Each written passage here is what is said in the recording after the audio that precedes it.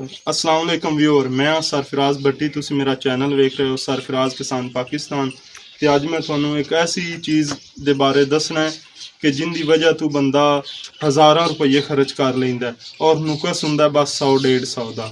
ज़्यादा नुकस नहीं हुंदा, बहुत छोटा सारा नुकस हुंदा है। जिन्हां ट्रैक्टर स्टेयरिंग प्रेशर स्टेयरिंग वाले हर ट्रैक्टर नूं लगा हुंदा है पंप, ठीक है, प्रेशर पंप। इस पंप दे ਇਹ ਲੱਗਾ ਹੋਇਆ ਆਇਲ ਕੁੱਪਾ, ਇਹ ਦਿਖਾਓ ਆਇਲ ਕੁੱਪਾ। ਇਸ ਦੇ ਵਿੱਚੋਂ ਆਇਲ ਆਉਂਦਾ ਹੈ ਇਸ ਟਰੈਕਟਰ ਦੇ ਪੰਪ ਵਿੱਚੋਂ ਟਰੈਕਟਰ ਦੇ ਪਰਾਂ ਜਾਂਦਾ ਜੈਕ ਵਿੱਚ। ਜੈਕ ਦੇ ਵਿੱਚੋਂ ਵਾਫਰ ਤੇਲ ਪਿੱਛੇ ਆਉਂਦਾ ਹੈ, ਠੀਕ ਹੈ। ਇਹ ਜਿਹੜਾ ਵਾਫਰ ਤੇਲ ਇੱਥੋਂ ਉੱਤੋਂ ਕੱਢਦਾ ਹੈ ਨਾ, ਇਹ ਮੇਰੇ ਵੀ ਟਰੈਕਟਰ ਨੂੰ ਇਹ ਨੁਕਸ ਸੀ। ਤਾਂ ਮਿਸਤਰੀਆਂ ਨੇ ਮੈਨੂੰ ਉਲਝਣ ਨੂੰ ਇਤਨਾ ਪਾਇਆ ਕਿ ਉਹਨਾਂ ਮੈਨੂੰ ਆਖਿਆ ਵੀ ਤੇਰਾ ਇਹ ਜਿਹੜਾ ਹੈ ਨਾ ਪੰਪ ਇਹ ਖਰਾਬ ਹੈ। फिर मैं पहले पंप चेंज किया। पंप चेंज करने तो बाद उधर आओ,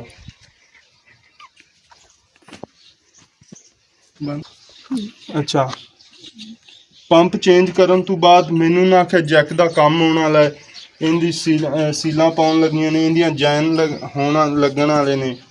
फिर मैं वो कराया मुकम्मल काम वो कराने तो बाद स्टेयरिंग बिल्कुल बेकार सी, स्टेयरिंग कोई काम नहीं सी करदा, ठीक है।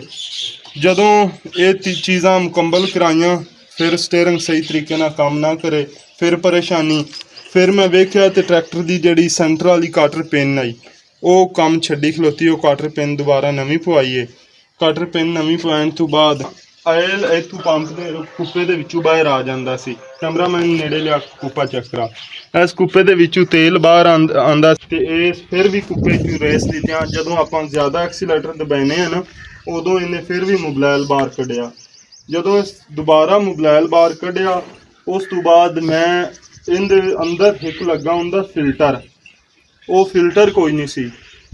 ਫਿਲਟਰ ਨੂੰ ਮੁਕੰਮਲ ਚੈੱਕ ਕੀਤਾ, ਵਿੱਚ ਫਿਲਟਰ ਕੋਈ ਨਾ। ਫਿਲਟਰ ਫਿਰ ਨਵਾਂ ਪਾ ਕੇ, ਫਿਰ ਫਿਲਟਰ ਪਾਉਣ ਤੋਂ ਬਾਅਦ ਮੁਬਲੈਲ ਨਵਾਂ ਪਾ ਕੇ ਪੂਰਾ ਕੀਤਾ। ਪੂਰਾ ਕਰਨ ਤੋਂ ਬਾਅਦ ਜਦੋਂ ਇਹਨੂੰ ਚਲਾਇਆ, ਦੁਬਾਰਾ ਇਸ ਟਰੈਕਟਰ ਨੂੰ ਫੁੱਲ ਐਕਸੀਲੇਟਰ ਦਬਾਇਆ, ਲੇਕਿਨ ਮੁਬਲੈਲ ਬਾਹਰ ਨਹੀਂ ਸੀ ਕੱਢਿਆ।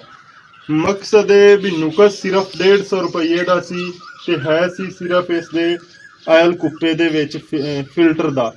ते बाकी जेडे मिस्त्री हजरात ने इन्नियां बहुत ज़्यादा चेंजिंगां करा दित्तियां भी यह काम कराओ, लेकिन उन्हां चीज़ां दे विच कोई नुकस नहीं सी।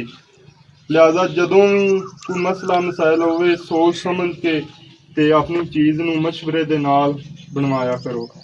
मेहरबानी।